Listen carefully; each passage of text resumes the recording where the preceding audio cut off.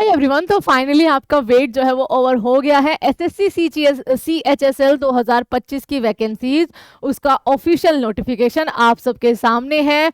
आपका यहाँ पर देखेंगे क्या इंपॉर्टेंट डेट्स है, आपका क्या यहाँ पर एग्जाम पैटर्न रहने वाला है। तो एसएससी CHSL 12th बेस आपका यहाँ पर रहने वाला है। एजुकेशन क्वालिफिकेशन की अगर हम बात करें तो उसको ढेर सारे बच्चे जो है वो आपका फिल करने वाले हैं। तो इसमें अगर हम बात करें, आज ही ये नोटिस आया है। एसएससी की जो ऑफिशियल वेबसाइट है आप सब उस पर जाकर भी देख सकते हैं, ssc.gov.in पर जाकर, ठीक है। अच्छा, तो यहाँ पर सबमिशन ऑफ ऑनलाइन एप्लीकेशन क्या रहने वाली है, 23/6 यानी कि आपका 23 जून 2025 से लेकर आपका 18 जुलाई जो कि नेक्स्ट मंथ है, आपका यहाँ पर फॉर्म भरे जाएंगे, ठीक है। Last date for the receipt of online application वही है, 100 रुपीज ही है, आपका 18 जुलाई ही रहने वाली है।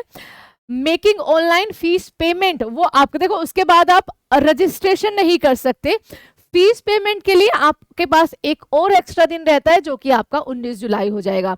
Dates of window for application form correction, कोई गड़बड़ी हो गई है, बाय चांस आपका फोटो सही नहीं आया, कोई आपका सिग्नेचर ब्लर हो गया, कोई इंफॉर्मेशन ऐसी जो आपने गलती से गलत भर दी, तो उसकी मॉडिफिकेशन के लिए आपका यहाँ पर 23 जुलाई से लेकर 24 जुलाई तक आपका ओपन रहेगा ये विंडो।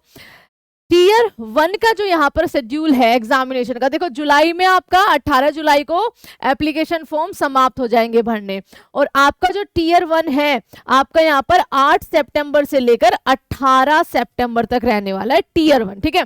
तो सितंबर के महीने में आपका टीयर 1 होगा, और टीयर 2 की अगर हम बात करें तो वो फरवरी मार्च, मतलब इस दोनों महीने, जैसे जीडी में कई बार कर लेते हैं, जीडी आपका फरवरी मार्च के आसपास ही होता है, ठीक है। तो आपका उसी तरीके से लाइक फरवरी के लास्ट में, मार्च के शुरू के मंथ ले लेंगे, तो फरवरी मार्च 2025 जो है इन्होंने टीयर 2 के लिए रखा है, जो कि टेंटेटिव है, ये चेंज भी हो सकता है। कोई भी दिक्कत आपको आती है तो आप इस टोल फ्री नंबर पर यहाँ पर बात कर सकते हो। पे स्केल इसमें पोस्ट जो रहती है वो आपका लोअर डिवीजन यानी कि LDC आप जिसको बोलते हैं, जिसमें जूनियर सेक्रेटरी असिस्टेंट JSA पे लेवल 2 पर रहेगा, 19,900 से 63,200 तक। डाटा एंट्री ऑपरेटर DEO आपका पे लेवल 4 पर है, 25,500 से 81,100 तक, एंड लेवल 5 आपका 29,200 से 92,300 तक। उसके बाद data entry operator grade A जो है आपका पे लेवल 4, 25,500 से 81,100 तक। वैकेंसीज की अगर बात करें तो हम 3,131 वैकेंसी आपकी इस बार CHSL ने दी है, और उन्होंने कहा है ये भी टेंटेटिव है, और जैसे SSC का आपको इतिहास पता है कि वैकेंसी हमेशा बढ़ जाती है, तो आपको यहाँ पर ये भी कम नहीं है, और बढ़ गई तो फिर तो 4 चांद आपके लग ही जाएंगे। उसके अलावा अगर हम बात करें एज लिमिट की, तो एज आपका यहाँ पर 18 से 27 दी हुई होती है, ठीक है, 18 से 27। काउंट कब हो रही है, 14/7 ये आपका यहाँ पर क्या है, 1928 एज लिमिट 1827, ओके। अच्छा, candidate born not before 2/1/1999 and not later than 1/1/2008, ठीक है। तो इसके बाद ना हो, इससे पहले ना हो, ये आपको यहाँ पर ध्यान रखना है, ठीक है। अच्छा, the crucial date for age reckoning is fixed as 1/1/2026। ये क्यों रखा है, आई डोंट नो, ठीक है, क्योंकि 2025 की वैकेंसी है भैया। SC/ST के लिए 5 साल का, OBC के लिए 3 साल का, और PWBD के लिए आपका यहाँ पर 10 साल का रिजर्वेशन भी मिलता है एज पर दी रूल्स, ठीक है। एसेंशियल क्वालिफिकेशंस आपका यहाँ पर क्या चाहिए होता है, आपको 12th चाहिए होता है, ठीक है। और कब तक पूरी हो जानी चाहिए, 1/1/2026। अच्छा, आपका भी क्या इस पर ध्यान गया है, एज या फिर एजुकेशन क्वालिफिकेशन क्या 2025 की नहीं लगनी चाहिए थी। ये जो एज लिमिट इन्होंने दी है या फिर जो टाइम लिमिट इन्होंने दिया है स्पेशली एज के अंदर, for data entry operator DEO, ठीक है, grade A in ministry of consumer affairs, food and public distribution, ministry of culture, staff selection commission, 12th standard pass in science stream with mathematics as a subject from a recognised board, और आपका equivalent, ठीक है। तो इसमें तो चाहिए आपको science, बाकी सब में आपको 12th पास होना जो है वो जरूरी है, ये आपको ध्यान रखना है। आगे क्या है, स्कीम ऑफ एग्जामिनेशन 2 लेयर में होगा, यानी कि आपका पहले टीयर 1 और टीयर 2। टीयर 2 के हिसाब से जिसमें कंप्यूटर क्वालिफाइंग इन नेचर होता है, मोस्ट इंपॉर्टेंट है वो, उसी में बच्चे रह जाते हैं आपका यहाँ पर, उसके हिसाब से आपकी मेरिट लगने वाली है, तो इसमें कोई चेंज ऐसा है नहीं आपका, ठीक है। टीयर 1 का वही सिलेबस आपका, इंग्लिश, रीजनिंग, मैथ्स और आपका यहाँ पर जीके रहेगी। 25-25 क्वेश्चन 2-2 नंबर के, 60 मिनट आपको दिया जाएगा और 0.50 की नेगेटिव मार्किंग इसमें रहती है, ठीक है। तो टीयर 1 तो सिंपल है, जैसे पहले होता आता है। तो टीयर 2 की अगर हम बात करें तो उसमें आप सबको पता है सेशन 1 एंड सेशन 2। सेशन 1 आपका 2 घंटे 15 मिनट का हो गया है ना, 2 घंटे 15 मिनट। अब इसमें देखिए सेक्शन है, फिर सेशन के अंदर सेक्शन है, सेक्शन 1, सेक्शन 2, सेक्शन 3।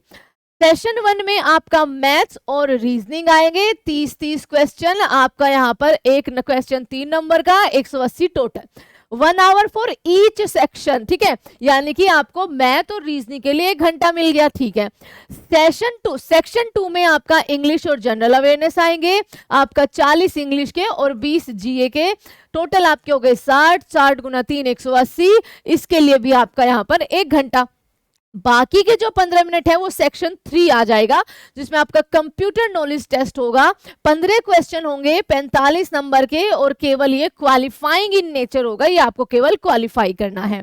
उसके बाद एक और सेशन 2 आपका यहाँ पर आएगा, जिसमें सेक्शन 4 होगा, ठीक है। ये आपका स्किल टेस्ट है, स्पेशल पोस्ट के लिए, डीओज हो गया, department ministry mention at par, जो आपका पूरा नोटिफिकेशन पढ़ोगे उसमें मेंशन है कि जैसे रेलवे में करते हैं कि कुछ पोस्ट के लिए आपका स्किल टेस्ट जो है वो आपका जरूरी है, 15 मिनट इसके लिए आपका दिया जाएगा। स्किल या टाइपिंग टेस्ट आप इसको कह सकते हैं, ठीक है। आपका यहाँ पर skill test for DOs except in department ministry mention in para 8 में जो आपकी पोस्ट है।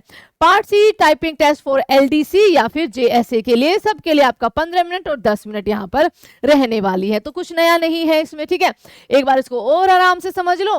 सेक्शन 1 में मैथ और रीजनिंग, सेक्शन 2 में इंग्लिश जनरल अवेयरनेस, सेक्शन 3 आपका कंप्यूटर नॉलेज। ये तो हो गया एक साथ 2 घंटे 15 मिनट में जो आपको करना है, जिसमें से कंप्यूटर क्वालिफाइंग इन नेचर है। और फिर सेक्शन 4 आपका स्किल या टाइपिंग टेस्ट यहाँ पर हो जाएगा, ठीक है। तो ये आपका हो गया।